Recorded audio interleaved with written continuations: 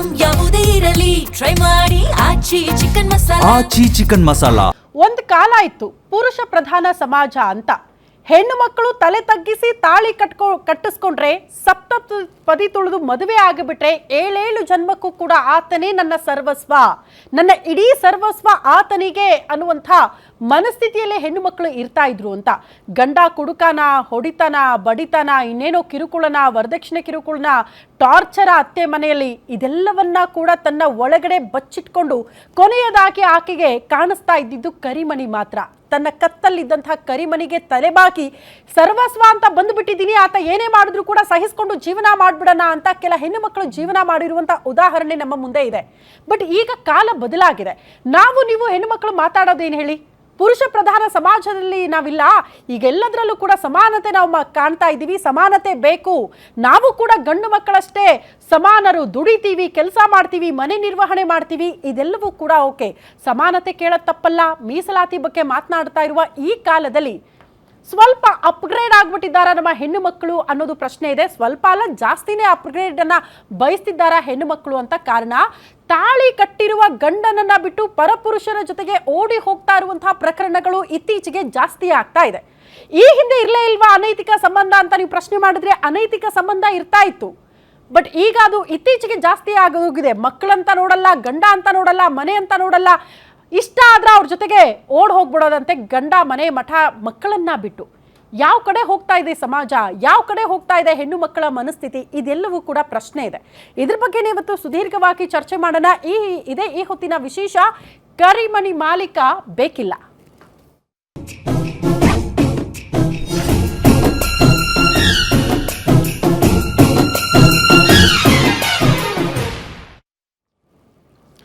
ಕರಿಮಣಿ ಬೇಕಾಗಿಲ್ಲ, ಗಂಡನೂ ಬೇಕಾಗಿಲ್ಲ, ಮಕ್ಕಳು ಬೇಕಾಗಿಲ್ಲ, ಮನೆನೂ ಬೇಕಾಗಿಲ್ಲ. ಜಸ್ಟ್ ಪ್ರೀತಿ ಮಾಡಿರುವ ಪ್ರಿಯತಮ ಇದ್ರೆ ಸಾಕು ಅಂತ ಕಸ ಚೆಲ್ಲಕ್ಕೆ ಹೋದಾಗ ಓಡೋಗೋದೇನು, ಹುಷಾರಿಲ್ಲ ಅಂತ ಆಸ್ಪತ್ರೆಗೆ ಹೋದಾಗ ಓಡ್ ಹೋಗೋದೇನು, ಮಕ್ಕಳನ್ನ ಸ್ಕೂಲಿಗೆ ಬಿಟ್ಟು ಬರ್ತೀನಿ ಅಂತ ಓಡೋಗೋದೇನು, ಇಂಥ ಪ್ರಕರಣಗಳು ಒಂದು ವಾರದಲ್ಲಿ ಅತಿ ಹೆಚ್ಚಾಗಿ ನೋಡೋದಕ್ಕೆ ಸಿಗ್ತಾ ಇದೆ. ಹಾಗಾಗಿ ನಮ್ಮನ್ನ ಕಾಡ್ತಾ ಇರುವಂತಹ ಪ್ರಶ್ನೆ ಎತ್ತ ಸಾಕ್ತಾ ಇದೆ ಸಮಾಜ. ಸಮಾನತೆಯ ಹೆಸರಲ್ಲಿ ಹೆಣ್ಣು ಮಕ್ಕಳು ಮಾಡ್ತಾ ಇರೋದನ್ನ ಗಂಡು ಮಕ್ಕಳು ಸಹಿಸಿಕೊಳ್ಳೋದಕ್ಕೆ ಸಾಧ್ಯನಾ ಅನ್ನೋ ಪ್ರಶ್ನೆ ಇದೆ ಕೆಲವರಿಗೆ. ಹಳಸ್ ಹೋಗ್ತಾ ಇದೆ ಗಂಡ ಹೆಂಡತಿ ನಡುವಿನ ಸಂಬಂಧ. ಯಾಕೆ, ಏನಾಗ್ತಾ ಇದೆ? ಹಲವು ವರ್ಷಗಳ ಸಂಸಾರದ ಬಳಿಕ ಪತಿಗೆ ಬೇಕಿಲ್ವಂತೆ ಪತ್ನಿ, ಪತ್ನಿಗೂ ಪತಿ ಬೇಕಾಗಿಲ್ಲ. ಗಂಡ ಮಗು ಬಿಟ್ಟು ಲವರ್ ಜೊತೆ ಎಸ್ಕೇಪ್ ಆಗಿದ್ದಾಳೆ ಪತ್ನಿ. ಇತ್ತೀಚೆಗೆ ಹೆಚ್ಚಾಗುತ್ತಿದೆ ಅನೈತಿಕ ಸಂಬಂಧದ ಪ್ರಕರಣಗಳು. ಇದು ಬಹಳ ಆತಂಕಕಾರಿ ವಿಚಾರ. ಕಸ ಹಾಕ್ತೀನಿ ಅಂತ ಹೋಗಿ ಪತ್ನಿ ಲವರ್ ಜೊತೆ ಎಸ್ಕೇಪ್ ಆಗಿರುವಂತಹ ಸ್ಟೋರಿ ನೋಡಿದ್ರಿ. ಗಂಡ ಮಕ್ಕಳನ್ನ ಬಿಟ್ಟು ಪ್ರಿಯಕರನ ಜೊತೆ ಪತ್ನಿ ಓಡೋಗ್ಬಿಟ್ಲು. ಪಾಪ ಗಂಡ ಕಣ್ಣೀರ್ ಹಾಕ್ತಾ ಇದ್ರು. ಮಂಡ್ಯದಲ್ಲಿ ಗಂಡನ ಸ್ನೇಹಿತನನ್ನೇ ಮದುವೆ ಆಗ್ಬಿಟ್ಟಿದ್ದಾಳೆ ಮಹಿಳೆ. ಅಣ್ಣ ಅಂತ ಬಾಯಿ ತುಂಬಾ ಕರೆದು ಕೈಗೆ ರಾಖಿ ಕಟ್ಟಿದಂತವನ್ನೇ ಮದುವೆ ಆಗ್ತೀನಿ ಅಂತ ಓಡೋಗ್ಬಿಟ್ರೆ ಹೆಂಗಿರ್ಬೇಕು ಪರಿಸ್ಥಿತಿ ಅಂತ. ಸಂಬಂಧಕ್ಕೆ ಬೆಲೆ ಇಲ್ವಾ ಅನ್ನುವಂತ ಪ್ರಶ್ನೆ ಇದೆ. ಮಕ್ಕಳಾದ ಬಳಿಕ ಕೂಡ ಸಂಬಂಧ ಸರಿ ಆಗ್ತಾ ಇಲ್ಲ. ಯಾಕೆ? ನಮ್ಮ ಮನೆಯಲ್ಲಿ ಹಿರಿಯರೊಂದು ಮಾತು ಹೇಳ್ತಾ ಇದ್ರು. ದಂಪತಿ ಮಧ್ಯೆ ಕಲಹ ಇದ್ದಾಗ ಆರಂಭದಲ್ಲಿ ಎಲ್ಲವೂ ಕೂಡ ಹೊಸದು, ಒಂದ್ ಮಗು ಆದ ಮೇಲೆ ಎಲ್ಲ ಕೂಡ ಸರಿಯಾಗಿ ಹೋಗ್ಬಿಡುತ್ತೆ, ಸಂಬಂಧ ಗಟ್ಟಿ ಆಗಿ ಹೋಗುತ್ತೆ, ಮಗುವಿನ ಮುಖ ನೋಡ್ಕೊಂಡು ಅನುಸರಿಸ್ಕೊಂಡು ಹೋಗ್ತಾರೆ ಗಂಡ ಹೆಂಡತಿ ಅಂತ. ಬಟ್ ಈಗ ಹಂಗಿಲ್ಲ. ಮಕ್ಕಳಾದ್ರೇನು, ಗಂಡ ಆದ್ರೇನು, ಮನೆ ಮಠ ಇದ್ರೇನು, ಯಾವುದು ಬೇಕಾಗಿಲ್ಲ ನಮ್ಗೆ. ಮಕ್ಕಳನ್ನು ನೋಡಲ್ಲ, ಕೊನೆಗೆ ಅವ್ರನ್ನ ಬಿಟ್ಟು ಓಡೋಗ್ಬಿಡ್ತಾರಲ್ಲ. ತಾಯಿ ಅನಿಸ್ಕೊಂಡವಳಿಗೆ ಮಕ್ಕಳ ಮುಖ ನೋಡಿ ಕೂಡ ಕರುಣೆ ಬರಲ್ಲ. ಅದಕ್ಕಿಂತ ಹೆಚ್ಚಾಗಿ ಪ್ರಿಯತಮನೇ ಮುಖ್ಯ ಆಗುತ್ತೆ, ಆತ ಕೊಡುವಂತಹ ಪ್ರೀತಿನೇ ಮುಖ್ಯ ಆಗುತ್ತೆ. ಅವ್ರನ್ನ ಬಿಟ್ಟು ಓಡ್ ಹೋಗ್ತೀನಿ ಅಂತ ಮನಸ್ಥಿತಿಗೆ ಬಂದಿದ್ದಾರೆ ಅಂದ್ರೆ ಗಂಡ ಹೆಂಡತಿಯ ಸಂಬಂಧ ಎಲ್ಲಿಗೆ ಬಂದಿದೆ ಅಂತ. ಆ ಪವಿತ್ರ ಬಾಂಧವ್ಯಕ್ಕೆ ಬೆಲೆನೇ ಇಲ್ವಾ? ಇದು ಪ್ರಶ್ನೆ ಇದೆ.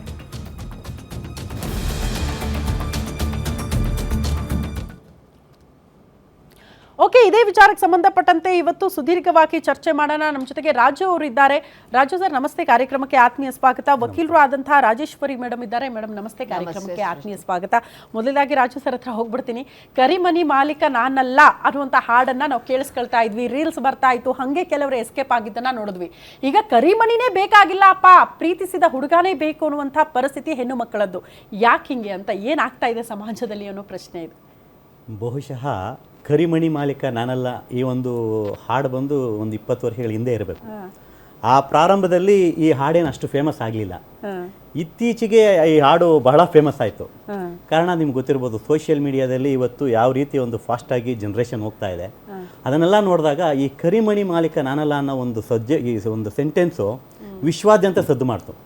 ಈ ಸೋಷಿಯಲ್ ಮೀಡಿಯಾದ ಅವೇರ್ನೆಸ್ಸು ಇದನ್ನೆಲ್ಲ ನೋಡಿದಾಗ ನಮಗೆ ಹಿಂದೆ ಈ ಥರ ಒಂದು ಸೋಷಿಯಲ್ ಮೀಡಿಯಾ ಫಾಸ್ಟ್ ಇರಲಿಲ್ಲ, ಇದೇನು ಅಷ್ಟು ಚಟುವಟಿಕೆ ಕಾಣ್ತಾ ಇರಲಿಲ್ಲ. ನಾನು ಆಗಲೇ ಹೇಳಿದ್ನಲ್ಲ, ಪುರುಷ ಪ್ರಧಾನ ಸಮಾಜದಲ್ಲಿ ಹೆಣ್ಣುಮಕ್ಳು ಮನೆ ಬಿಟ್ಟು ಆಚೆ ಬರೋದು ದೊಡ್ಡದಾಗಿತ್ತು, ಗಂಡು ಮಕ್ಕಳನ್ನ ತಲೆ ಎತ್ತಿ ನೋಡೋದು ತಪ್ಪಾಗಿತ್ತು ಅಂತ. ಅಂದ್ರೆ ಯಾರೋ ಹಿರಿಯರು ಹೇಳ್ತಾ ಇದ್ರು, ಸರ್ ತಲೆ ತಗ್ಗಿಸಿ ತಾಳಿ ಕಟ್ಟ ತನಕ ಗಂಡನ ಮುಖಾನೇ ನೋಡ್ತಾ ಇರಲಿಲ್ಲ ಅಂತ, ಇವರೇ ನನ್ನ ಮದುವೆ ಆಗ್ತಿದ್ದಾರೆ ಅಂತ ಕಾಲ ಇತ್ತು. ಬಟ್ ಈಗ ನಾವು ಸಮಾನತೆ ಮೀಸಲಾತಿ ಅಂತ ಮಾತಾಡ್ತಾ ಯಾವ ಕಡೆನೂ ಹೋಗ್ತಾ ಇದೀವಿ ಅಂತ ಅನ್ಸುತ್ತೆ. ಸಮಾಜದ ದಿಕ್ಕು ತಪ್ತಾ ಇದೆ ಅನ್ನೋಂಥ ಆತಂಕ ಇದೆ. ಅದೇ ಮೇಡಮ್ ಹೇಳೋದು. ಈಗ ನಮ್ಮ ಈ ಒಂದು ಭಾರತೀಯ ಸಂಸ್ಕೃತಿನಲ್ಲಿ ಹೆಣ್ಣಿಗೆ ಬಹಳ ವಿಶಿಷ್ಟವಾದ ಸ್ಥಾನ ಇದೆ. ಭೂಮಿಗೆ ಈ ಹೆಣ್ಣನ್ನ ತಾಯಿಯನ್ನ ಹೋಲಿಕೆ ಮಾಡ್ತೀವಿ. ಆ ಒಂದು ವಿಚಾರದಲ್ಲಿ ನಾವು ನೋಡಿದಾಗ ಕಾರ್ಯೇಶು ದಾಸಿ, ಕರುಣೇಶು ಮಂತ್ರಿ, ಪೂಜ್ಯೇಶು ಮಾತಾ, ರೂಪೇಶು ಲಕ್ಷ್ಮಿ, ಕ್ಷಮಯಾ ಧರಿತ್ರಿ, ಶಯನೇಶು ರಂಭ, ಈ ಒಂದು ಸ್ಥಾನವನ್ನು ಒಂದು ಹೆಣ್ಣಿಗೆ ನೀಡಿರುವಾಗ ಈ ಒಂದು 6 ವಿಧದ ಈ ಒಂದು ಸಾಲಿನಲ್ಲಿ ಆ ಇಡೀ ಹೆಣ್ಣಿನ ಜೀವನವೇ ಅರ್ಥವೇ ಇದೆ, ಅದರಲ್ಲಿ ಅಡಗಿದೆ. ಇದನ್ನು ಒಂದು ಹೆಣ್ಣು ಅರ್ಥಕೊಂಡು ತಾನು ಬರ್ತಕ್ಕಂಥ ಒಂದು ಏನಿವಾಗ ಮದುವೆ ಆದ ನಂತರ ಗಂಡನ ಮನೆಗೆ ಆ ರೀತಿ ಒಂದು ಏನಿವತ್ತು ನಮ್ಮ ಭಾರತೀಯ ಸಂಸ್ಕೃತಿ ಹಾಕ್ಕೊಟ್ಟಿರ್ತಕ್ಕಂಥ ದಾರಿ, ಹಿಂದೆ ಅವಿಭಕ್ತ ಕುಟುಂಬಗಳು, ಇವನ್ನೆಲ್ಲ ನಾವು ನೋಡಿದಾಗ ಹೆಂಗೆ ಜೀವನ ನಡೀತಾ ಇತ್ತು ಅಂದರೆ, ಒಂದು ಹೆಣ್ಣುಮಗಳು ಒಂದು ಕುಟುಂಬಕ್ಕೆ ಹೆಜ್ಜೆ ಇಡ್ತು ಅಂದರೆ ಅದಕ್ಕೆ ಬಹಳ ವಿಶಿಷ್ಟವಾಗಿ ಆ ಹೆಣ್ಣನ್ನು ನೋಡ್ತಾ ಇದ್ದಿದ್ದ ರೀತಿಯೇ ಬೇರೆ. ಆ ಪೂಜ್ಯ ರೀತಿಯಲ್ಲಿ ಆ ಒಂದು ಹೆಣ್ಣನ್ನು ಮನೆಗೆ ಕರ್ಕೋತಾ ಇದ್ವಿ. ಆದರೆ ಇವತ್ತು ಆಗಿಲ್ಲ ಪರಿಸ್ಥಿತಿ. ಒಂದು ಹೆಣ್ಣನ್ನು ಈಗ ನಾವು ನೋಡ್ತಾ ಇರ್ಬೋದು ಸಮಾಜಗಳಲ್ಲಿ, ಮದುವೆ ಆಗೋಕ್ಕೆ ಮುಂಚೆನೇ ಹೆಣ್ಣು ಬೇರೆ ಹುಡುಗನ ಜೊತೆ ಓಡೋಗೋದು. ಇವತ್ತು ಮೇಡಮ್ ಹೇಳೋದು ಈಗಾಗಲೇ ಪರಪುರುಷನ ಜೊತೆ ಈಗ ಒಂದು ವಾರದಲ್ಲಿ 15 ದಿವಸದ ಹಿಂದೆ 3 ರಿಂದ 4 ಕೇಸ್ಗಳು ಈ ಥರ ಒಂದು ಸೋಷಿಯಲ್ ಮೀಡಿಯಾದಲ್ಲಿ ಬಹಳಷ್ಟು 10 ಪ್ರಕರಣ ಸರ್. ನಮ್ಮ ರಾಜ್ಯ ಸೇರಿದಂತೆ ಬೇರೆ ಬೇರೆ ರಾಜ್ಯದಲ್ಲೂ ನಾವು ಕಂಪೇರ್ ಮಾಡಿದ್ರೆ ಒಂದೇ ವಾರದಲ್ಲಿ 10 ಪ್ರಕರಣ ನಡೆದು ಹೋಗಿದೆ.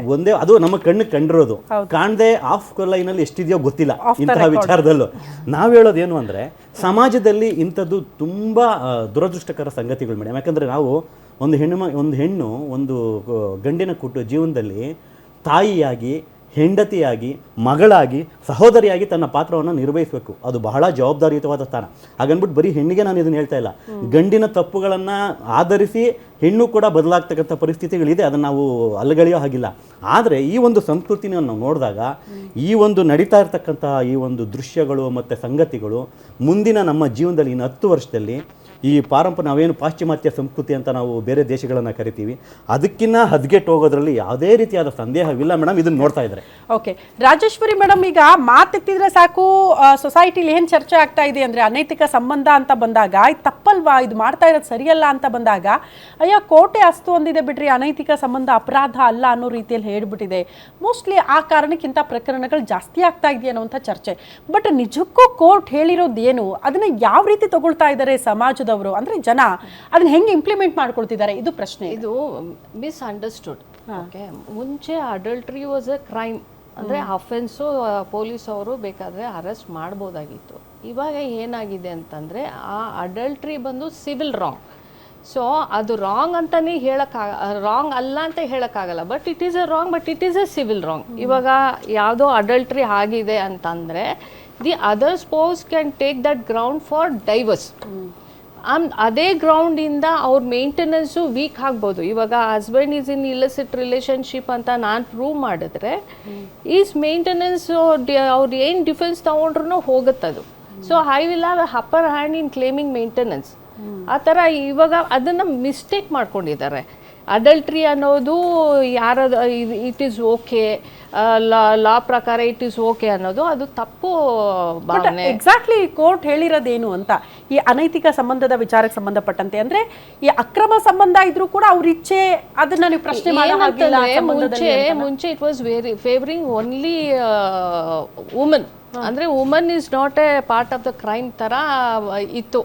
ಬಟ್ ಆಮೇಲೆ both gender has to be treated equally ಅಂತ ಹೇಳಿದ್ದಕ್ಕೆ ಅದು ಒಂದು ಕಾನ್ಸ್ಟಿಟ್ಯೂಷನಲ್ಲಿ ಈಕ್ವಾಲಿಟಿ ಬರೋದಿಲ್ಲ ಅಂತ ಇದಕ್ಕೆ ಆ ಸೆಕ್ಷನ್ನ ಎತ್ತಿದ್ದು ಹೊರತು ಬೇರೆ ರಾಂಗ್ ಅಂಡರ್ಸ್ಟ್ಯಾಂಡ್ ಮಾಡ್ಕೊಳ್ಳೋದು ತಪ್ಪು. ಅದು adultery is a wrong, but it is A civil wrong ಅಂತ. ಇವಾಗ ಸರ್ ತುಂಬ ಎಕ್ಸ್ಪ್ಲೇನ್ ಮಾಡಿದ್ರು ಮ್ಯಾರೇಜು ಮುಂಚೆ ಎಲ್ಲ ಬಂದು ಇಟ್ ವಾಸ್ ಫಾರ್ ಕಮಿಟ್ಮೆಂಟ್ ಶ್ರುತಿ. ಇವಾಗ it is only A convenience. ಇವಾಗ ನಾನು ಆ ಹುಡುಗಿನ ಮದುವೆ ಮಾಡಿದ್ರೆ ನನಗೆ ಎಷ್ಟು ಫೈನಾನ್ಷಿಯಲ್ ಸಪೋರ್ಟ್ ಸಿಗುತ್ತೆ ಅಂತ ನೋಡಿಕೊಂಡೇ ಮದುವೆ ಮಾಡೋದು. ಇಲ್ಲ ಹುಡುಗಿನೂ ಅಷ್ಟೇ, ಹುಡುಗನ್ನ ನೋಡಬೇಕಾದ್ರೆ ಎಷ್ಟು ಅರ್ನ್ ಮಾಡ್ತಾ ಇದ್ದಾನೆ, ಎಷ್ಟು financial strong. So ultimately the ಮ್ಯಾರೇಜ್ಗೆ ಲವ್ವು ಅಫೆಕ್ಷನ್ನ ನೋಡೋದಿಲ್ಲ, ಓನ್ಲಿ ಫೈನಾನ್ಸ್, ದುಡ್ಡು is a major criteria year. ಇವಾಗ ಮುಂಚೆ ಎಲ್ಲ ಹುಡುಗಿರು ಬಂದು ಕೇಸು ಈ ಥರ ಆಗಿದೆ ಅಂತಂದರೆ ಜುನೈನ್ಲಿ ವಿ ಕುಡ್ ಬಿಲೀವ್ ತಪ್ಪಾಗಿದೆ ಅಂತ.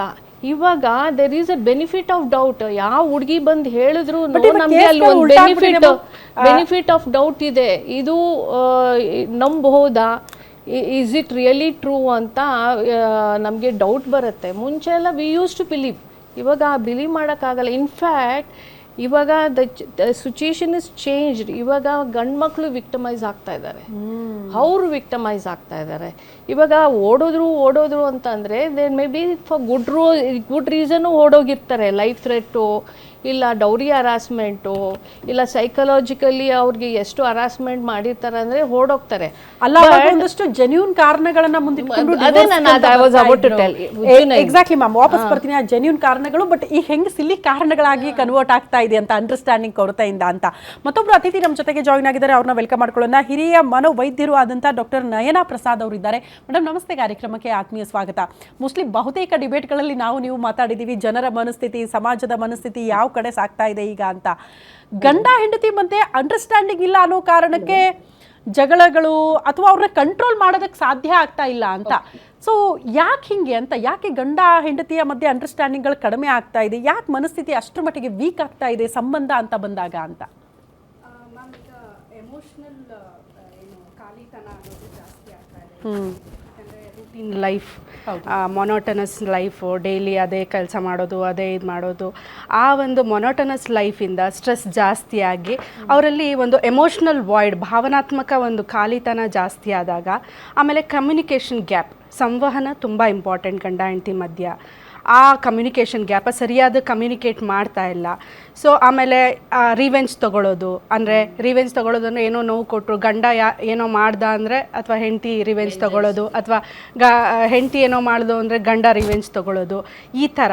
ಸೊ ಈ ಥರ ಕೆಲವೊಂದು ಭಾವನಾತ್ಮಕ ಸಂಬಂಧಪಟ್ಟಿದ್ದು ಟೆಂಪ್ಟೇಷನ್ ಮತ್ತು ಹೊಸತನವನ್ನು ಆಕರ್ಷಿಸೋದು ಮನುಷ್ಯನ ಸ್ವಭಾವ. ಯಾವುದೇ ಒಂದು ಹೊಸದಿರಲಿ ಅದು interesting, so that dopamine. Comparatively ಸ್ವಲ್ಪ ವರ್ಷಗಳ ಹಿಂದೆ ಹೋದಾಗ ಹಿಂಗೆ ಇರಲಿಲ್ಲ ಅಂತ, ಈಗ ಯಾಕೆ ಹಿಂಗೆ ಮನಸ್ಸು ಅಂತ, ಯಾಕೆ ಕಂಟ್ರೋಲ್ ಅಂದರೆ makes the broken relationship together. ಆಕರ್ಷಣೆಗೆ ಇದು ಒಂದು ಸಾಧ್ಯ. ಈ ಆಕರ್ಷಣೆ ಬೇಕು ಅಂದಾಗ ಸೋಷಿಯಲ್ ಮೀಡಿಯಾ, ಕೆಲಸ ಮಾಡೋ ಸ್ಥಳಗಳು ಅಥವಾ ಫ್ರೆಂಡ್ಸು, ಆಮೇಲೆ ಕೆಲವೊಂದು ಬೌಂಡ್ರೀಸ್ ಇಲ್ಲ, ಏನು ಮಾಡಬೇಕು ಏನು ಮಾಡಬಾರ್ದು, ನಮ್ಮ ಎಜುಕೇಷನ್ ಸಿಸ್ಟಮು, ಈ ಥರ ಎಲ್ಲದನ್ನು ನೋಡಿದಾಗ ಮನುಷ್ಯನಿಗೆ ಆ ಒಂಟಿತನ ಅನ್ನೋದು ಜಾಸ್ತಿ ಆಗ್ತಾ ಇದೆ. ಅವರು ಫಿಸಿಕಲಿ ಫಿಟ್ ಆಗಿರ್ಬೋದು, ಅಥವಾ ಸ್ಟೇಟಸ್ ಇರ್ಬೋದು, ಪವರ್ ಇರ್ಬೋದು, ಎಲ್ಲ ಇರ್ಬೋದು, ಆದರೆ ಎಮೋಷ್ನಲ್ ವಾಯ್ಡ್ ಅದನ್ನು ತುಂಬೋರು ಯಾರು? ಇನ್ನೊಂದು ಹೈ ಲೆವೆಲ್ ವರ್ಕಿಂಗಲ್ಲಿ this is all common. Peer pressure ಥರ ನನಗಿದೆ, ನಿನಗೆ ಏನಮ್ಮ ಇದೆಯಾ ಅಂತ ಕೇಳ್ತಾರೆ. That is also like a competition among them. ನಿನಗಿದೆಯಾ, ನಿನಗೊಂದು ಇದೆಯಾ, ನನಗೂ ಇದೆ, ದಟ್ ಈಸ್ ಎ ಕಂಪ್ಯಾರಿಸನ್. ಆ ಥರ ಏನು ಅದು ತಪ್ಪಲ್ಲ ಅಂತ ಒಂದು ಸ್ಟೇಟಸ್ಗೆ ಬಂದ್ಬಿಟ್ಟಿದೆ. That is very wrong in society. What will happen to next generation? ಇದು ತಪ್ಪೇ ಅಲ್ಲ ಅಂತ ಅನಿಸ್ಬಿಟ್ರೆ, ಇನ್ಫ್ಯಾಕ್ಟ್ ದೆರ್ ಆರ್ ಸೀರೀಸ್ ನೆಟ್ಫ್ಲಿಕ್ಸಲ್ಲಿ ಹನಿಮೂನ್ ಮರ್ಡರ್ ಅಂತ ಹೇಳಿ, where woman will kill husband ಹನಿಮೂನ್ಗೆ ಅಂತ ಕರ್ಕೊಂಡೋಗಿ. ಸುಮಾರು ಕ್ರಿಮಿನಲ್ ಕೇಸಸ್ ಆಗಿದೆ where she has kill the husband just for the lover purpose.